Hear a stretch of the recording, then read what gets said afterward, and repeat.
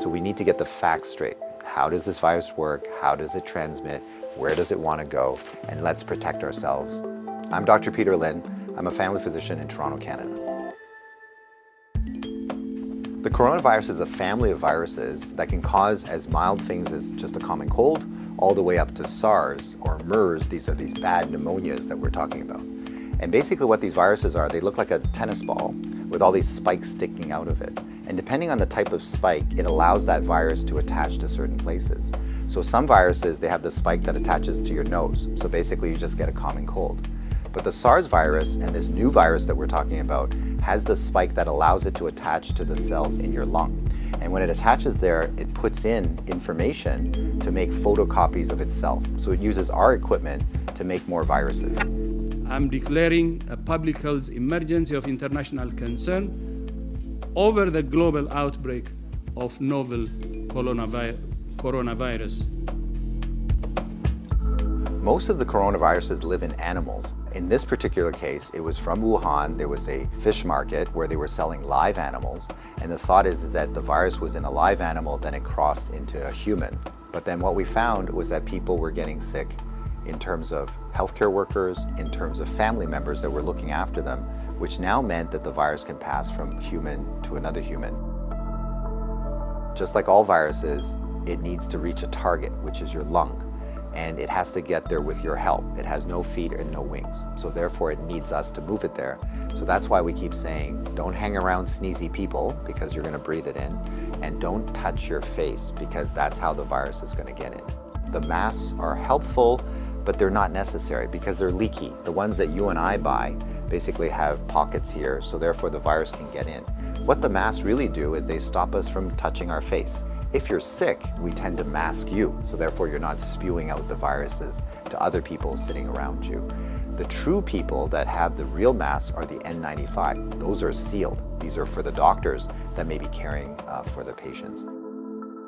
So in the beginning, the coronavirus will cause kind of like flu-like symptoms or a cold. So people just get the stuffy nose, that kind of thing. But you'll understand that as soon as that virus starts manufacturing in your lung cells, they're producing all these copies of the virus, all of a sudden now you kill the lung cells. So now you can't exchange oxygen. And that's why one of the early symptoms is people get very short of breath and they tend to have a difficult time breathing, and that's why they end up in hospital. So currently, unfortunately, we don't have a direct treatment for the coronavirus. So we don't have a medication that can kill it off. And so it's really supportive. So in other words, the patient can't breathe, we give them oxygen, help them to breathe. They can't drink, so therefore we give them fluids to support them. Their kidneys begin to shut down, we help them with all those things. So it's a very supportive process. This is a new virus that we've never seen before. So our immune system, our army, are having a hard time figuring out what to do. So usually what we have to do is we make something called antibodies. So these are things that can grab onto the spikes that we see on the virus, and it'll get rid of the virus for you, and that will actually bring you back to good health. So therefore the elderly may have a worse outcome, and of course the young children. So the babies, their immune system is not so good either, so they may not make those antibodies as well. So just remember, your hands may be with virus. Virus cannot hurt you because it can't get through the skin, but the moment I do this, now I've brought the virus right to where it wants to go. So let's remember not to touch our hands to our face. So let's say you think that you might have been on a plane or you might have bumped into somebody that has it. What should you do? So the first thing is to contact a healthcare worker to tell them that potentially you have it. If you're feeling symptoms and you're going to go into a facility, call ahead. Okay, so whether you're calling the paramedics or whether you're calling the hospital or your doctor, just mention that you were on a flight. If you don't have any symptoms, then what we do is a little bit of a self-quarantine. In other words, we can just keep you away from other people, and so you don't go into parties, don't go with your friends, don't go into public transportation. So we can contain it very easily by making sure that you do a self-confinement, so to speak, for the, let's say, 7 to 14 days is the longest incubation time. So after that, if you're feeling well, then you don't have anything to worry about.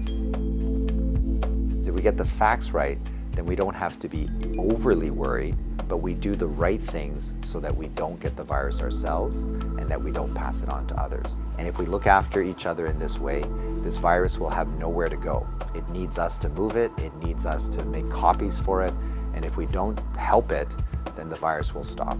So we have the power to do that right now.